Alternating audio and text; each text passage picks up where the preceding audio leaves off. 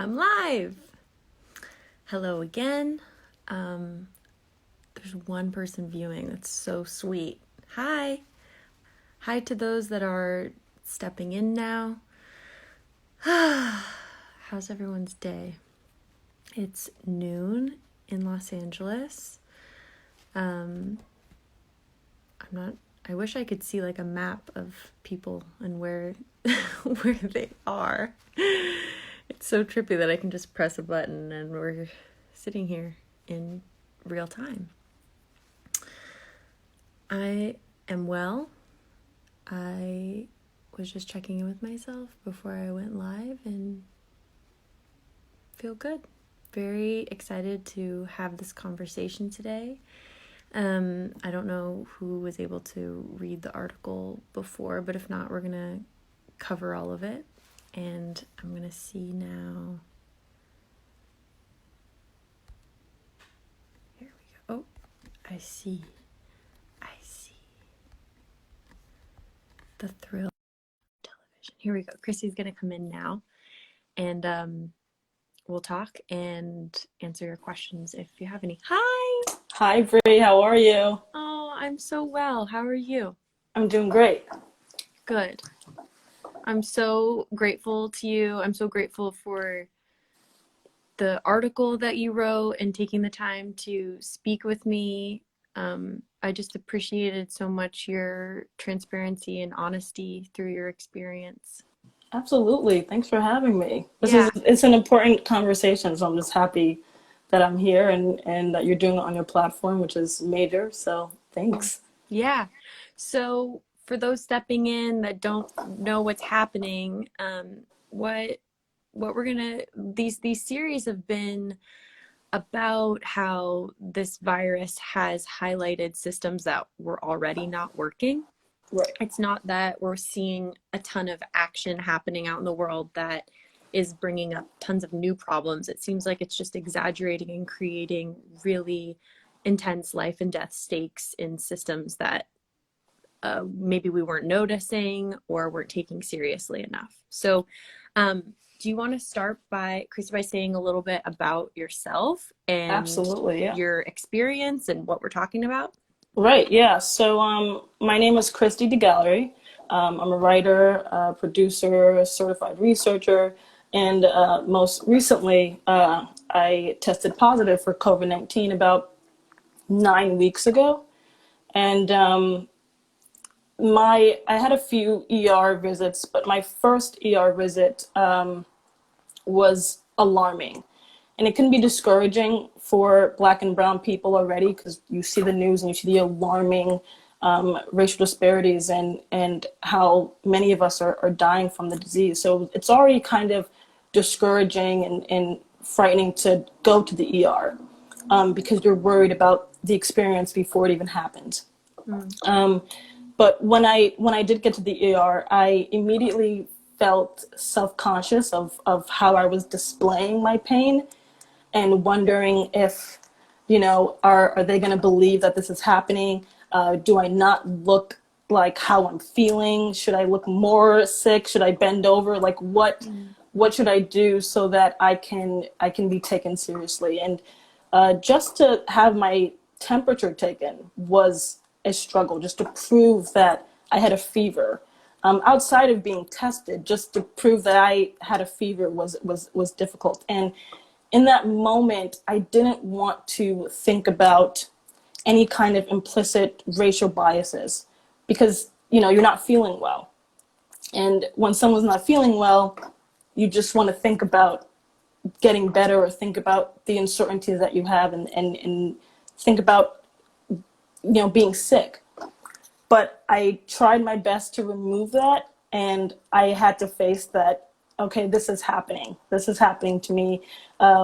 Something's off, and we have to call it what it is, and it's having implicit racial biases in the healthcare system.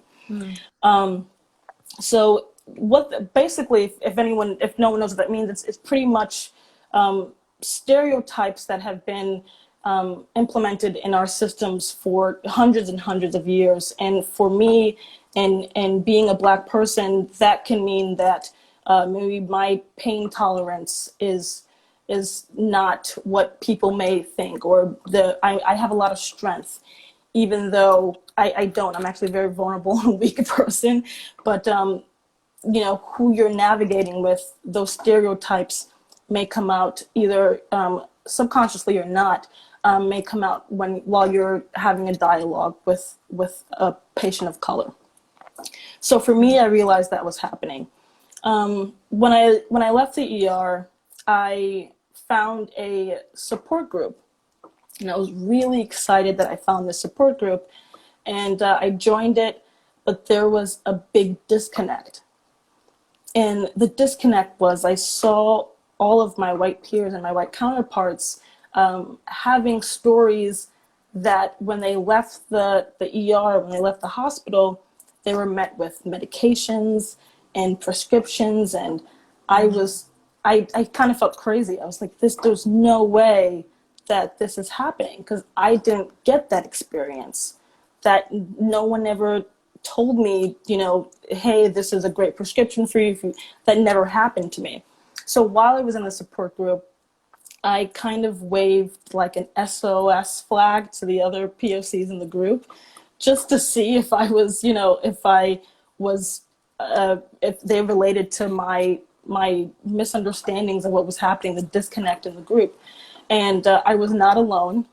And from there, we formed a private chat, and I said, I know that this is a huge thing that's happening. I mean, just for New York alone, Black and Latino people are twice as likely to die from this virus than our white peers.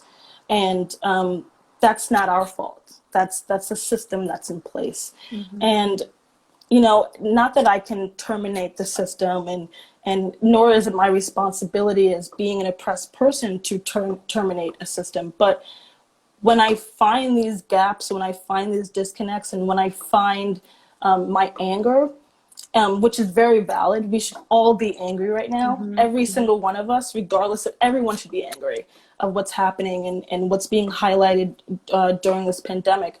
But with that anger, I wanted to find, whether it was temporary or not, a solution. And I thought, where can I have this validation that I didn't seek, that I didn't find in the emergency room or from the doctor that I was talking to? So I formed this support group for Black and brown people, and it started out with 5 of us. Now, I would say there's probably like 1,500.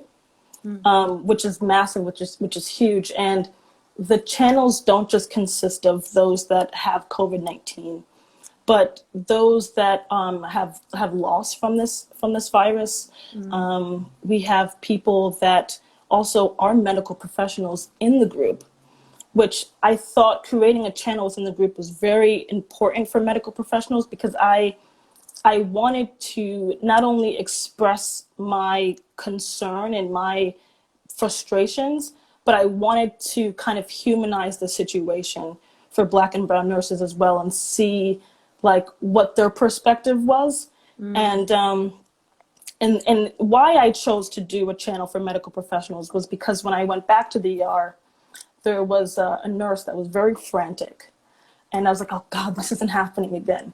And she was very frantic, and she was running around, and I noticed in that moment that she was sharing the same anxiety that I was. And I just blurted out, I'm anxious, I'm in fear, I'm terrified. And, people that look like us are dying. Like, I'm scared of this. And there's like a veil that kind of disappeared, this barrier that kind of shifted. And I saw her body language relax. And, I just began to talk to her like, we're both in this system. And there was like this pyramid where, you're also not getting something out of this. We're both not benefiting from something that should be helping us. And what I mean by humanizing the situation is because, while it's her job, she's also scared. And she's also at risk. And finding out that her daughter had COVID-19, and finding out that she's isolated from her kids, and me being a parent, how I was also isolated from her kids. So Mm. while there were two different people, two different situations, it was two people of color that were going through the same fears. And so from that experience, I was like, I have to create a channel for Black and brown medical professionals, because they're also getting the short end of the stick. Mm. And then also relay how we feel. And the thing with hospitals, there are definitely racial bias trainings. I don't know if all hospitals, but many do have these racial bias trainings. And the thing about it is they try to reduce the issue instead of remove it. And to reduce an issue, we make it smaller, but that doesn't mean it goes away. Mm. So in order to remove that issue is bigger than just reducing it. Reducing it is kind of, what we did before, and then the pandemic happens, Mm-hmm. and then we see it. So that's why reducing it doesn't work. But for the meantime, for what I thought was a solution through my anger, was to create the support group, and why it was so necessary and important. Because once I did that, once I saw what my community was going through, which I already knew, but once you have that interaction, you just feel so less alone. Yeah. And I think that was just really important for all of us involved, and seeing that it was caretakers also that were struggling on a cellular level. So even Mm. if we're not being diagnosed with COVID-19, Black and brown people are still, on a cellular level, this is impacting them and their mental health. And with that, creates a future that is with more uncertainties. Mm. Mm. Mm. So And building upon distrust that was already there, and then right. adding. Yeah. Exactly. And that's why having support, and I suggest everyone to curate a support group for their community, and for where they feel that there is a disconnect in certain spaces. And if you feel that, I say go for it. I say 110% go, and it doesn't have to be huge. Like 3 people is a support group. That's enough. But something that I remind the members in the support group is that these racial disparities, the realizing that there are, you look at Louisiana, you look at Michigan, and you look at New York, and you see that it is just alarming, how we are twice more likely to die than our white counterparts. And seeing that, it causes this discouragement. It causes this, what's wrong with me? And so I remind the members in the group that this is not us, that Mm. we're doing everything that we can for ourselves, and this is not us. This is all preventable, and we're not the ones that are creating this for ourselves, and we're not to blame for this. And that's really important, because immediately when you see that your community is more likely to die from something, you're wondering, is it us? What are we doing wrong?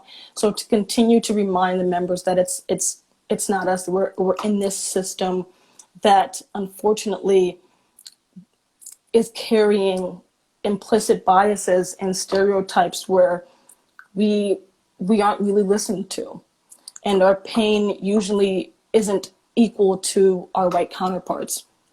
So with that, I find that to be a good reminder, and I find that with those solutions of a support group, also for us to advocate for ourselves, which can be, again, extremely hard for POC, because walking in immediately, you're already discouraged. You're Mm-hmm. anticipating that you're not going to be listened to, even though you should be focusing on your health. It's now become a privilege to walk into an ER and only focus on your health. Mm. With Black and brown people walking into an ER, you're thinking about 50 other things that come before the pain that you're feeling. And all of those things conclude to race. And it sucks. It sucks. But I always say to advocate for yourselves. And one of the things that I've noticed is that as soon as I'm vulnerable, And even if it sounds silly, as soon as I'm vulnerable, I'm like, I will shout, I'm in pain. I'm hurting. I need someone to look at me. I'm not feeling well. And this is not to say that this will be the cure to ending the racial disparities, but just to see that maybe something can shift when we advocate for ourselves. And I say, I'm in pain. I'm very vulnerable. I announce that I'm anxious. I announce that I'm in fear. I announce that I think I'm going to die. And I demand that my needs be met. And when that happens, it's, you know that it's not you. You start to realize you're saying all these things and you realize, okay, I've been advocating for myself. It kind of breaks down the discouragement that you had about yourself or the self-consciousness that you had about yourself. I also recommend people in the group to bring a friend with you. Usually a friend with privilege. I think having a set of eyes, another set of eyes and ears, really helps with situations. You talked about as well with the quarantine that having someone on FaceTime, if you know, if you're not quarantined with someone that's viewed with privilege, that Right. you can, right, FaceTime or phone, have a phone call. I think it's so important to FaceTime. I had a friend FaceTime with me. There were symptoms that I forgot that I had that my friend remembered, and it was important just to, oh yeah, say this to the doctor or turn the phone around and have your friend talk to the doctor. You're allowed to do that. Don't let anyone tell you you can't do that. You are 110% allowed to do that. It would be just as if you brought a friend to the doctor with you. The same thing, just virtually. And I think that with the privileges that we have, that it's our responsibility to look out for each other. And so with that, you know, if you have that privilege, if you can just, it's just that say, hey, do you need something? And in that moment, yeah.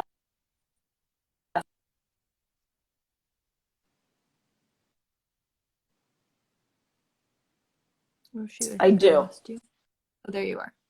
It's breaking up a little bit. Hopefully it's not doing that for other people. You're capable to write things down. I definitely think that works. Oh, am I Hold on, back? Christy.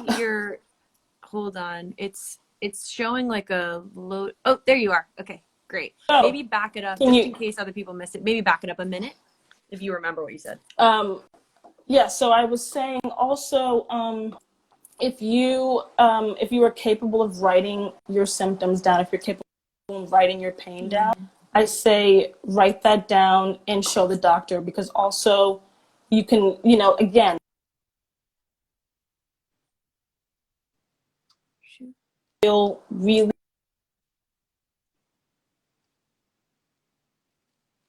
a lump in your throat, not knowing if you're going It's still, sorry, to be Christy, to interrupt. believed, It's and it's still scary. breaking up a It's little a bit. high tension situation. Oh, is it? Are you there? Um, you didn't, neither of us moved. I'm trying to think of, should we close out and start again? You're saying such important information. I don't want it to get lost. Yeah. People are saying that it's breaking up on their end too. I'm going to post this and